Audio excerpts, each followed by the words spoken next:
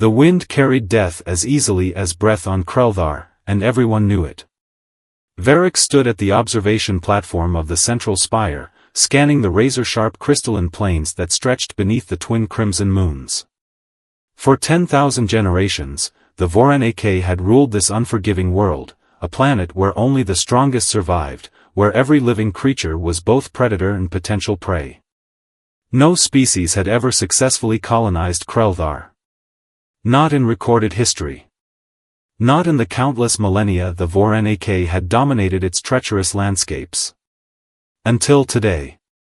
The first warning came as a tiny disruption in the atmospheric sensors, a pinprick of anomalous data that made Varrix's inner membranes flutter with an unfamiliar sensation. Uncertainty. Something the Supreme Commander of the Voranake Planetary Defense had not experienced in centuries. Anomaly detected in Sector 7, announced the neural interface, its mechanical tone cutting through the silence of the observation deck. Unidentified craft. Composition unknown. Technological signature, incompatible with known registry. Varrix's multiple eyes, each capable of perceiving infrared, ultraviolet, and quantum fluctuations, narrowed. Sector 7 was not just another region.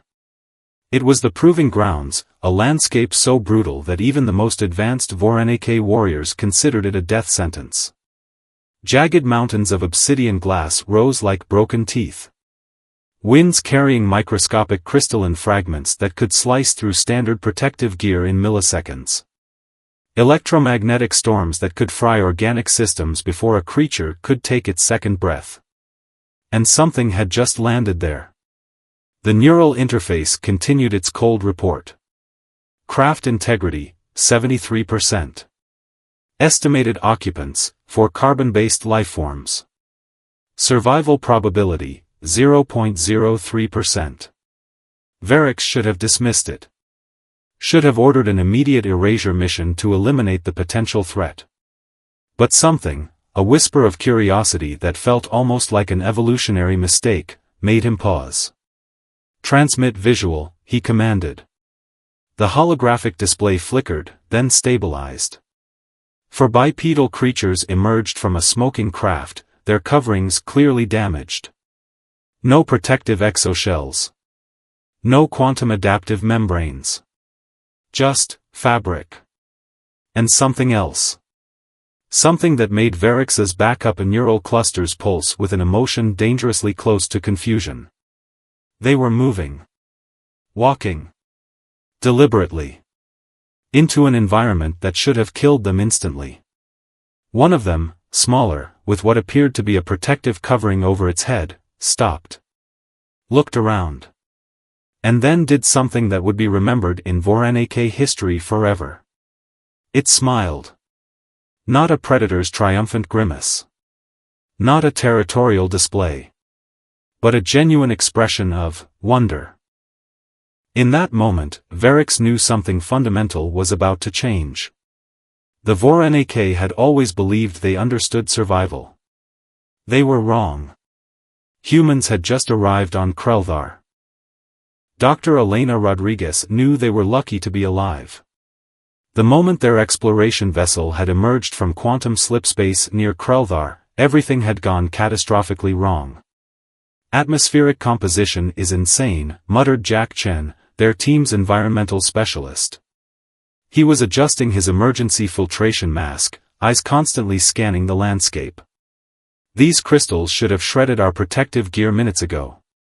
Beside him, Dr. Kai Okoro, the team's xenobiologist, was collecting samples with a methodical precision that seemed to defy the planet's murderous environment. Her hands, protected by nothing more than thin adaptive gloves, moved carefully across surfaces that should have been instantly lethal. The fourth member of their team, Lieutenant Ryan Thompson, maintained a defensive perimeter. His military training was evident in every measured breath, every calculated scan of the horizon. But even he looked uncertain. What they didn't know, what they couldn't see, was that they were being watched.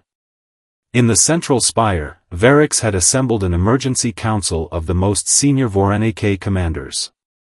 The holographic display showed multiple views of the human team, each angle revealing something that challenged everything the Voronezh believed about survival.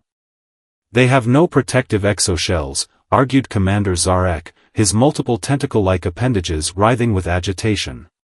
"Their biological systems should have collapsed the moment they touched the surface." Varix remained silent, his multiple eyes tracking every movement of the humans.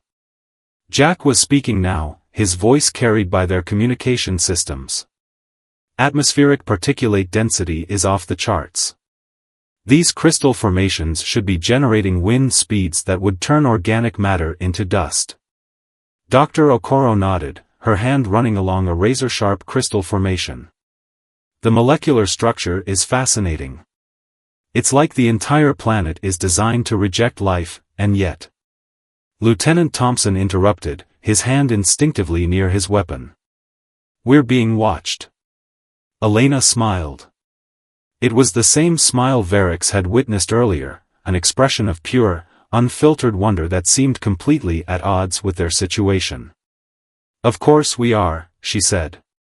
"We're the first outsiders to ever set foot here." In the central spire, the Voronezh Council erupted in heated discussion. Varix raised a single appendage, silencing them. "They know we're here," he said quietly. "And they're not afraid." The humans moved with a fluid grace that defied the planet's brutal landscape. Where a Voronezh would have calculated each movement as a survival strategy, these creatures seemed to flow, to adapt, to explore. Dr. Okoro knelt, collecting a sample of the crystalline ground. The razor-sharp surface that would have instantly severed a Voronezh limb seemed to part around her touch, as if the planet itself was curious. "Electromagnetic interference is minimal," Jack was saying, checking his equipment. "Somehow, these crystal formations are conducting energy in a way that defies our current understanding of physics." Lieutenant Thompson's eyes narrowed. "We're being studied. Not attacked. Studied."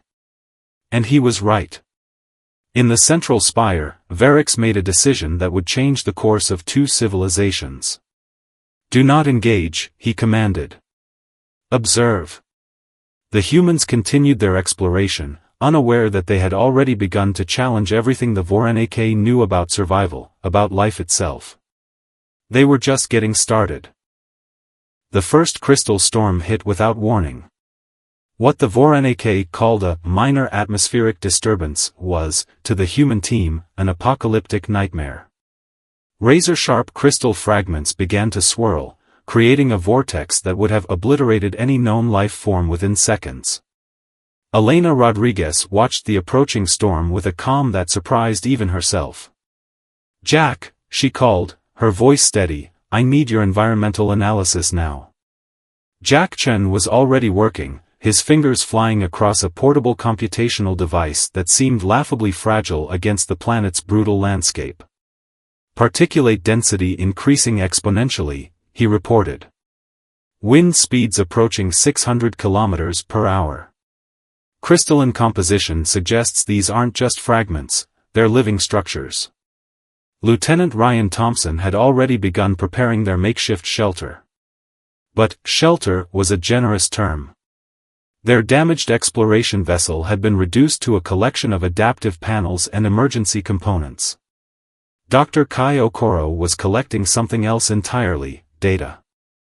Her handheld scanner moved with a precision that seemed to defy the storm's increasing intensity.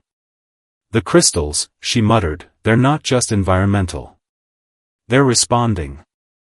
Varix and the Voronezh Council watched from their central spire, their multiple eyes unable to look away from the unfolding scene. Every sensor, every predictive model suggested the humans should be dead within moments. Instead, they were preparing. Jack began reconfiguring their protective gear, using components from their damaged vessel in ways that defied standard engineering protocols. "We can use the ship's quantum harmonics to create a dispersal field," he explained, his voice carrying a mixture of excitement and scientific precision. Lieutenant Thompson was already reinforcing their makeshift shelter, using torn panels and adaptive materials in a configuration that looked more like improvised art than military strategy. "We need to break the crystal's resonance," he said, "not just block it." The storm grew closer. VOR-NAK sensors recorded crystal fragments moving with an intelligence that suggested more than simple atmospheric phenomenon. Each shard seemed to hunt, to seek, to destroy. Dr. Okoro's scanner began to pulse with an unusual rhythm. "They're communicating," she said, her voice a mix of wonder and warning. "These aren't just fragments. They're a collective organism." Jack looked up, a wild grin breaking across his face.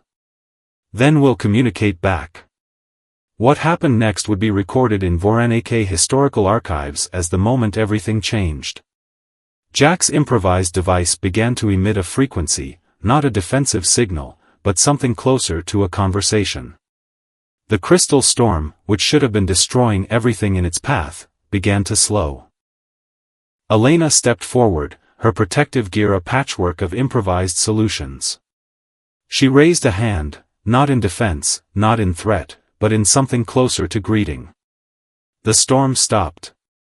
Verix leaned forward, multiple neural clusters firing in a pattern that suggested something dangerously close to shock. The crystal fragments began to arrange themselves. Not attacking. Not defending. But forming patterns. Communicating. "We're not here to conquer," Elena said softly, her words carried by their communication systems. "We're here to understand." The VOR-NAK Council fell silent. The humans had just done the impossible. They had turned a planet's most deadly weapon into a potential point of contact. Lieutenant Thompson looked at Elena, a mix of respect and disbelief in his eyes. "I don't think they saw that coming." No one had. Verix had not slept in 72 planetary cycles. The human interaction with the crystal ecosystem had shattered every fundamental understanding of survival that the VOR-NAK had accumulated over millennia. What should have been a simple reconnaissance mission was transforming into something far more complex. In the central spire, the council chambers hummed with a tension unlike anything in recent memory. Holographic displays tracked the human team's every movement, each data point challenging everything they believed about first contact, about life itself. "They're communicating with the environment," argued Commander Zarek, his tentacle-like appendages coiling with agitation. "Not controlling. Not conquering. Communicating." The distinction was crucial. On the planet's surface, Elena Rodriguez was experiencing something equally transformative. The crystal formations that had once threatened to destroy them now seemed to pulse with a strange, almost sentient rhythm. Dr. Kai Okoro's continuous scans revealed layers of complexity that defied conventional scientific understanding. "It's not just a planetary ecosystem," Kai muttered, her eyes never leaving the scanner. "It's a living network. The crystals, the ground, the atmospheric particles, they're all connected." Jack Chen was busy constructing what could only be described as a translation device. Made from salvaged ship components and local crystal fragments, it looked like a bizarre hybrid of technology and organic matter. Lieutenant Ryan Thompson kept watch, his military training at odds with the scientific wonder surrounding them. The real conflict was brewing elsewhere. Deep within the central spire, a faction of VOR-NAK military leaders were preparing for what they saw as an inevitable confrontation. Their entire civilization was built on the premise of survival through domination. The humans represented something entirely foreign, an approach to existence that didn't align with their fundamental understanding of life. "We cannot allow this to continue," growled General Krelax, his multiple eyes burning with a combination of fear and rage. "These humans are disrupting everything." Verix remained silent, a rare quality among VOR-NAK leadership. His neural clusters were processing information at a rate that would have overwhelmed most of his species. The humans were not just surviving. They were revealing something profound about the nature of existence. Back on the surface, Elena made a decision that would change everything. "We're going to try direct communication," she announced to her team. Jack looked skeptical. Kai looked excited. Ryan looked prepared for anything. The device Jack had constructed began to pulse. Not with a military frequency. Not with a scientific signal. But with something closer to a greeting. The crystal landscape around them began to shift. Patterns emerged. Complex, intricate designs that spoke of communication far beyond simple survival. The Vornik watching from the central spire could only observe in stunned silence. "They're not conquering," Varric said softly, a statement that would have been heresy moments before. "They're understanding." Lieutenant Thompson's hand moved away from his weapon, a gesture that spoke volumes about the changing dynamics. The humans were not here as conquerors. They were explorers. Learners. Something the Vornik had forgotten how to be millennia ago. As the crystal landscape continued to shift and pulse, creating patterns that seemed to bridge communication between the humans and the planet itself, one thing became clear. Everything was about to change. And the Vornik were not prepared. The first tremors were almost imperceptible. Deep beneath the crystalline surface of Kreldar, something fundamental was breaking. Not just geological movement. Not a simple planetary shift. Something far more catastrophic. Dr. Kai Okoro was the first to notice. Her scanner began to emit a high-pitched whine that cut through the alien silence. "We have a problem," she said, her voice unnaturally calm. In the central spire, Varrix's neural clusters lit up with a cascade of warning signals. Quantum instabilities were spreading through the planet's core, a phenomenon the Vornik had only theorized but never witnessed. "Quantum fracture imminent," the central system announced. "Planetary dissolution, 87% probability within 72 standard cycles." Elena Rodriguez understood immediately. This wasn't just a planetary crisis. This was an extinction-level event. Jack Chen was already working, his fingers flying across multiple computational devices. "The crystal ecosystem is actually trying to stabilize the fracture," he muttered. "But it's not enough. We need to create a quantum resonance field that can realign the molecular harmonics," Lieutenant Ryan Thompson finished, surprising everyone. His military background hadn't prepared him for quantum physics, but something about the humans' collaborative approach was changing everything. The Vornik watched in stunned silence as the human team began to work. Their solution was nothing short of impossible. Jack began reconfiguring their damaged exploration vessel, using crystal fragments as quantum conductors. Dr. Okoro was calculating harmonic frequencies that should have required decades of research. Lieutenant Thompson secured their makeshift laboratory, his tactical mind seeing the bigger picture. And Elena? She was the conductor of this impossible symphony. "We're not just going to save this planet," she said, a fierce determination in her voice. "We're going to understand it." The Vornik had spent millennia believing survival meant domination. The humans were showing them something entirely different, survival through understanding, through cooperation. Varrix watched the holographic displays, his multiple eyes tracking every movement. The humans were doing something the Vornik had never considered possible. They were treating a planetary crisis not as a threat to be eliminated, but as a complex system to be understood. Jack's modified device began to pulse. Quantum frequencies that should have been impossible began to stabilize the planetary core. The crystal ecosystem seemed to respond, shifting and adapting in ways that defied conventional scientific understanding. "Quantum fracture stabilization at 42%, the system reported. Commander Zarek of the Vornik Council leaned forward. "This is impossible," he whispered.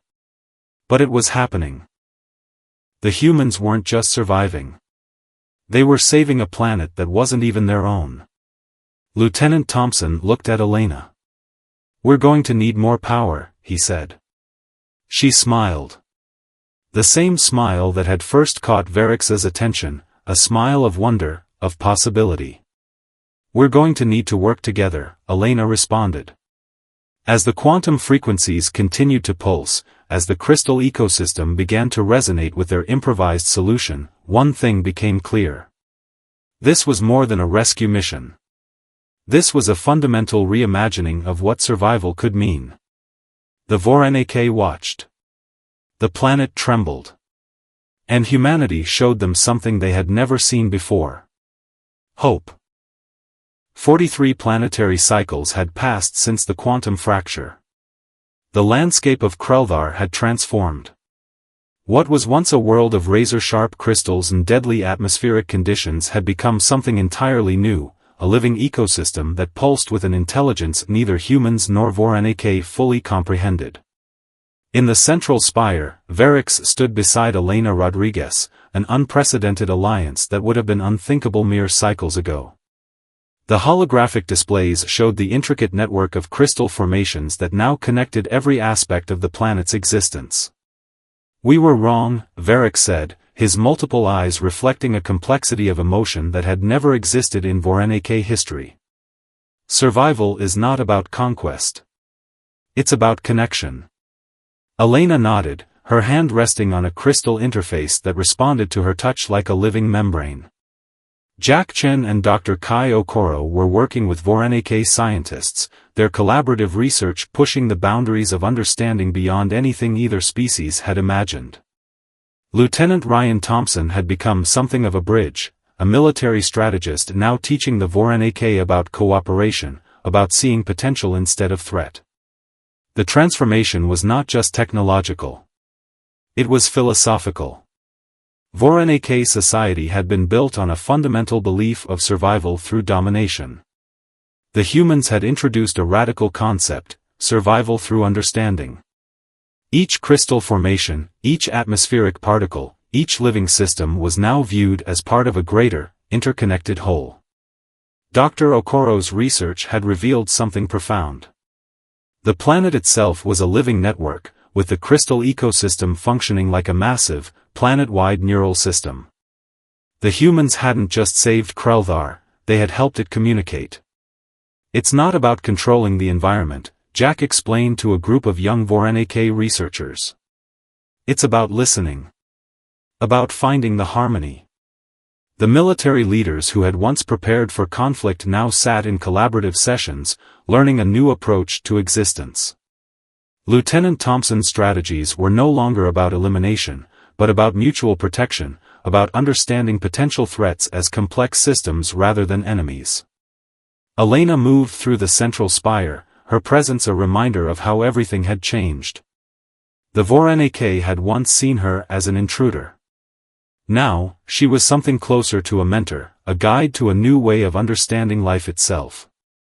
Varex watched her, his neural clusters processing the profound shift in their civilization. The humans had done more than save a planet. They had transformed a species' entire understanding of existence. "We were trapped," Varex said softly to Elena, "in a cycle of survival that was killing us slowly. You showed us another way."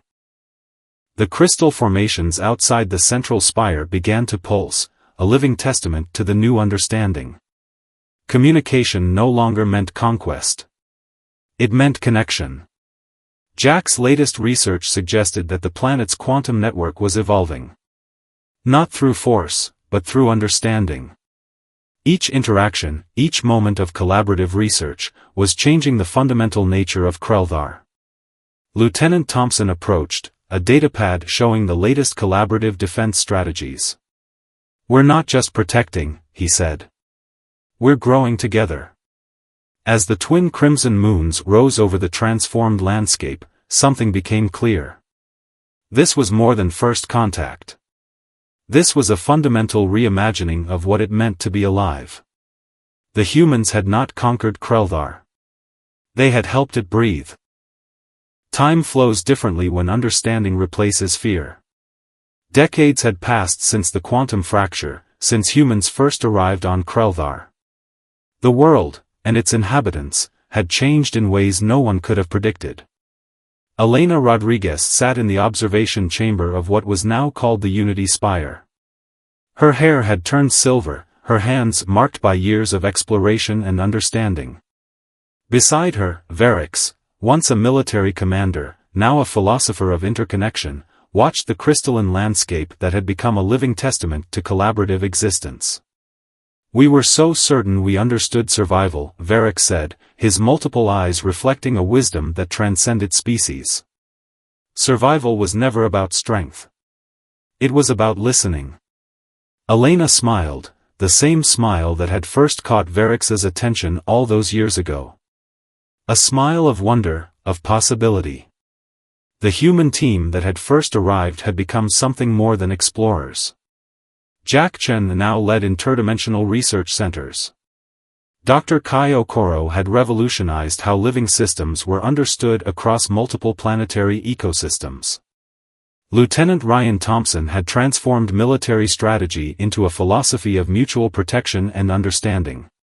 But this was more than a story of scientific achievement. It was a story of transformation. The Voronezh had learned that domination was a prison of their own making. The humans had discovered that true exploration meant letting go of preconceived notions. And Krelthar, the planet itself, had become a living testament to what happens when different perspectives truly listen to one another. "We almost destroyed each other," Elena reflected, "because we were too afraid to understand." Young Voronezh and human researchers moved through the Unity Spire, their collaborative work a living bridge between what once seemed impossibly different. The crystal ecosystem that had once been a deadly environment was now a complex communication network, a living library of shared knowledge. Jack Chen's latest research suggested that the quantum network of Krelthar had become something more than a planetary system. It was a living consciousness, born from the moment different perspectives chose to listen instead of fight. Lieutenant Thompson, now a senior advisor on interspecies collaboration, often spoke to young researchers about the true meaning of strength. "Strength isn't about winning," he would say. "It's about growing. About seeing potential where others see only threat." As the twin crimson moons rose outside, casting their light on a landscape that was part crystal, part living network, Elena understood the profound lesson they had all learned. Life is not a competition to be won, but a conversation to be continued. The Voronezh had spent millennia believing survival meant eliminating potential threats.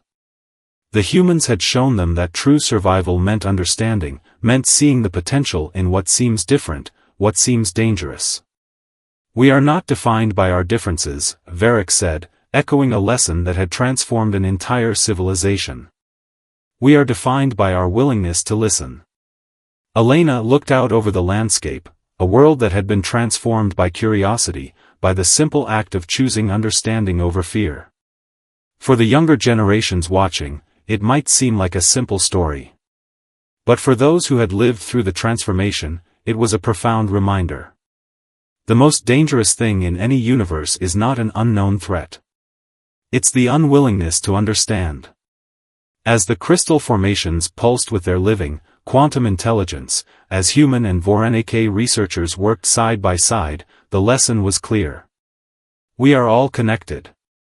We just have to be brave enough to listen. And in listening, we find our truest strength.